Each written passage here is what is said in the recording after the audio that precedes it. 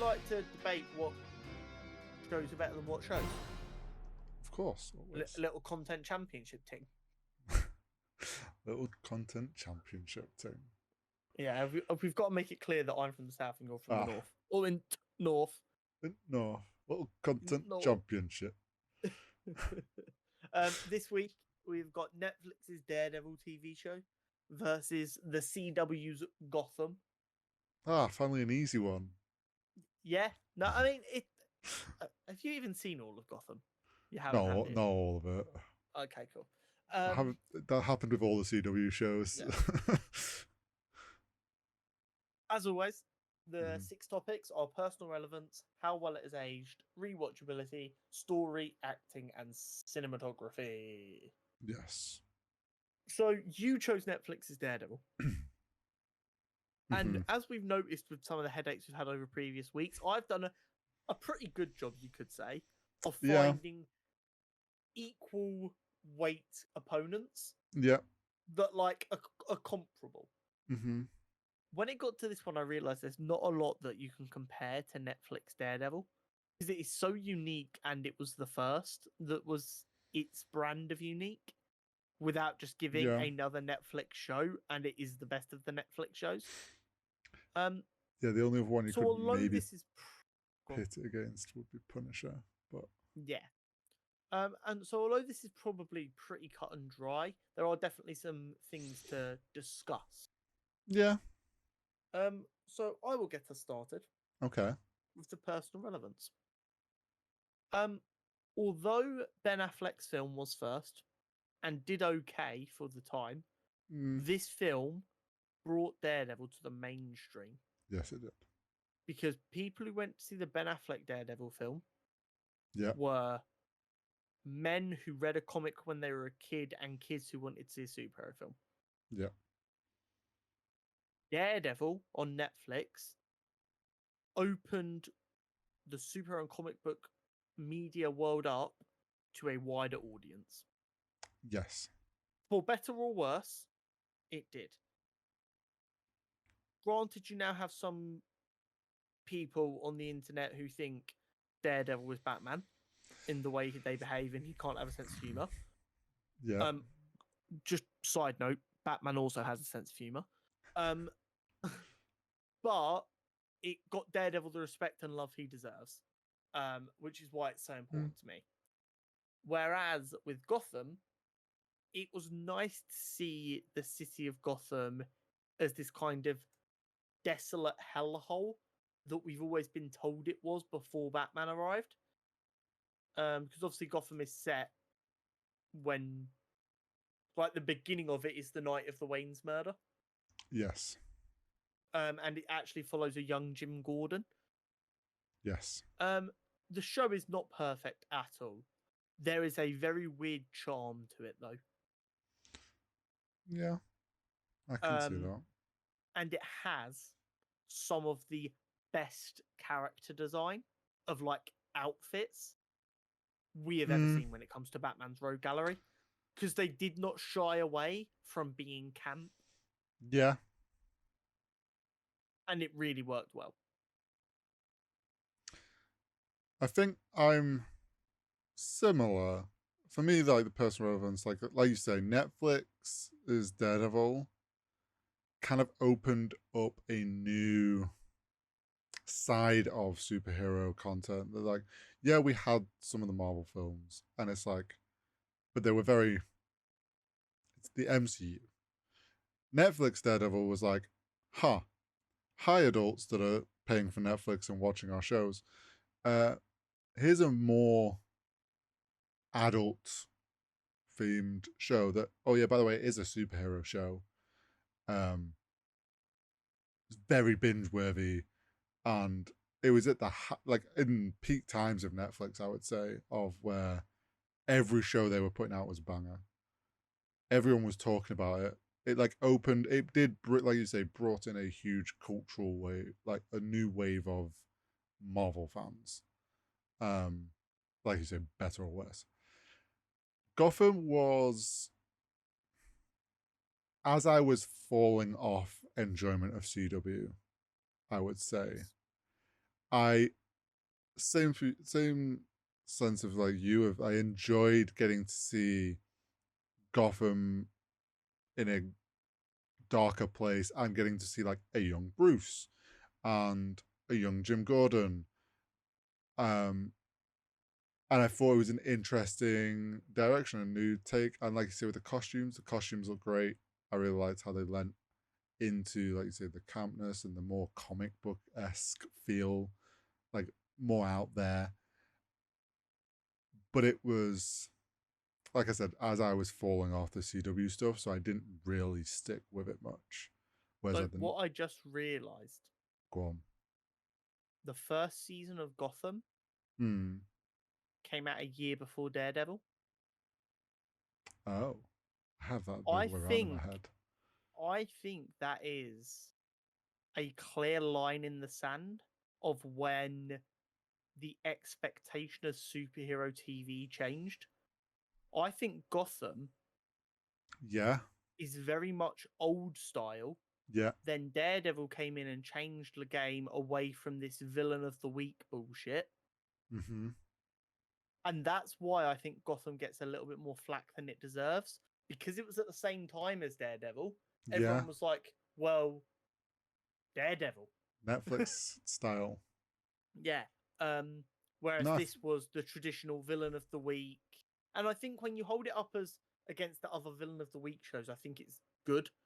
But then when yeah. you look at what we've got now with the this is the story for the season, Hmm. and as long as we don't cram the ending into half an episode, it's going to be great. Um, Which yeah, Netflix was very good at not doing that. yes, they were. That is one thing that I wish they taught Disney. But yeah, so So I would, that's interesting. That might yeah, literally be a very easy way of seeing when stuff changed. yeah, I would agree. I didn't realize that. But yeah, I lean to How? like Netflix's Daredevil is definitely more personal to me. Yeah, 100%. How well is it aged? Lay some facts on me. Give me your hot takes. I would say Netflix's Daredevil has aged very well, considering how big of a, for better or worse, cult following that show has. Everyone still to this day talks about the Netflix Daredevil. They wanted Netflix Daredevil out of everything to make it to the MCU. And then when they announced their show, everyone's like, "Oh, I hope it's like the Netflix Daredevil." Like everyone holds that show to such a high regard that I would say it aged extremely well compared to its other selection of shows in that category of Netflix Marvel. That some of which did not age very well. Um, I think it did. It didn't miss when it came out, and it's still to this day. I would probably happily like still doesn't miss. Gotham. I think it's still the same feeling I had for it when it came out. I was like, yeah, it's interesting, it's cool. I'm like, I don't think it's aged any better. Maybe a little bit compared to some of the other CW shows, but I'm still like, CW feels like it's not aged that well, in my opinion. I I think Netflix's Daredevil is the gold standard of superhero TV. Yeah. And I think it is only in continuing to age well as we get more and more of the MCU Disney Plus shows, which just aren't quite up to scratch, and it just shows how high Daredevil set the bar. Mm-hmm.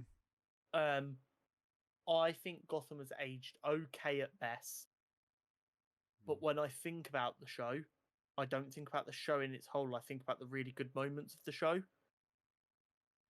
And I don't think there is enough of them to say it aged well. Like Yeah. it's an okay show. I went and finished it after it had finished because I was like, I want to see how this all wraps up. Mm, But I wasn't like, oh yeah, I'm not gonna sit here and go, everyone should watch Gotham, yeah. but everyone should watch Daredevil. Yes. I would. Yeah. Re- Agree with that. Rewatchability. I have no interest in rewatching Gotham. I'm happy to see the odd clips to remind me of the different characters, and I'm like, yeah, they were good castings. Daredevil, it'd be a binge, but I would happily sit down and probably rewatch it. Especially like if we got more like with the upcoming Daredevil show, if there's some more explanation as to like stuff that maybe is continuity. Yeah. Like it's like, yeah, I'd go rewatch it then to give myself a refresher of everything that happened. I think Daredevil is definitely a lot more rewatchable than Gotham. Yeah, I agree. Personally. I think Daredevil's insanely rewatchable. Gotham, you only need to watch it once. Fair. But I am under the impression, and maybe some people in the comments can confirm this or not for me, that Gotham does have a bit of a cult following. That wouldn't surprise me. I think the uniqueness of the way they've told the stories and the characters being so camp in the best possible way. Yeah. Supervillains from comic books should absolutely be camp as fuck. I think they've done that so well that it does have a bit of a cult following. But I get the impression it's more they watch specific like 3 or 4 episode arcs instead of binging all 100 episodes. Yeah. Story time. Interesting. Daredevil doesn't miss. Oh yeah, the Daredevil story was it was so well done, so well put together across all the seasons. Absolute peak fiction. They honestly, I think that's the issue Netflix had, right? We've talked about how well it's regarded, and the story was so good across all this, like tides up across all the seasons. They did such a great job with that. They set the bar too high for any of the other Marvel shows they tried to put out. Like the story was so strong with Daredevil, everyone compared anything else they put out to that, and it just didn't meet it. And it's like, I think that speaks volume. Gotham, I mean, I never finished it. It was a CW style of show. You can imagine what the story was like. It ranges from great episodes to the middest of mid episodes. And it is like a roller coaster with these peaks and troughs. And you can tell that it's to stretch to this like 20 episode a season rule. Yeah, that they had. If you cut out all of the shit, you would probably end up with a 6 to 10 episodes a series like the Netflix's Daredevil had. That would have been very captivating. Yeah. And it's just the way cable TV works. But there are some absolutely phenomenal stories in Gotham. And I think it would be remiss to act like there isn't. Yeah. Acting. I mean, I've got a word that I've written down for Daredevil. Okay. And I think it is the only word to describe it. Phenomenal. Top to bottom, everyone does such a good job. Yeah. Everyone nails their part across the board. Vincent D'Onofrio as Kingpin is perfect. Like sent from God. Charlie Cox's Daredevil is so good. He was so in tune with that role, he lost out on other jobs because he was struggling to refocus his eyes on who he was talking to because he was trying so hard to do a good job of acting blind. Yeah, he was so used to acting blind. And all of the side characters, phenomenal. When we get the actor who played Frank Castle. Oh, John Bernthal. Yes. When he comes in season 2, phenomenal. Yep. Just every casting decision and the acting was all top tier. Yes, it was. Gotham. It's okay. the They had good style of TV castings. show, the style of TV show really limits the quality of the Yeah. acting. What I will say is Cameron Montague, who's a favorite of mine, plays Cal Kestis Yes. as not the Joker, Yeah. but the Joker, Yeah. is phenomenal. He is truly great every time he turns up as both Jerome and the other guy. He basically plays twins. They Yeah. both end up being the Joker, but like different versions of the Joker. Mhm. One's like psycho face falling off Joker. Yeah. One's like clown prince of crime Joker. I love the way they told that story. It was unique. And as both of the both such a wide range, he Yeah. plays them both phenomenally. But for the most part, it's okay. It's like Yeah. it's cable TV It was superhero show. strong castings, and then but it's like, as you say, like TV, it's limited. It when you're doing Netflix's Daredevil, it seemed like they would shoot it 3 or 4 times to make sure that everyone was really happy with the scene. Whereas it felt like they were shooting it once and only twice if there was a fuck up. Yeah. Gotham was still in TV style shooting, which is fast to get it episode done. Yeah, because Netflix you have was like 20 episodes a season to do, and you need to get cranking. And Netflix was like, oh, we're bringing cinema level production to TV shows.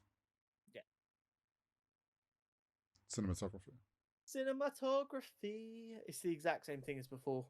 I mean, the Daredevil production had such a different take on how this needed to be done.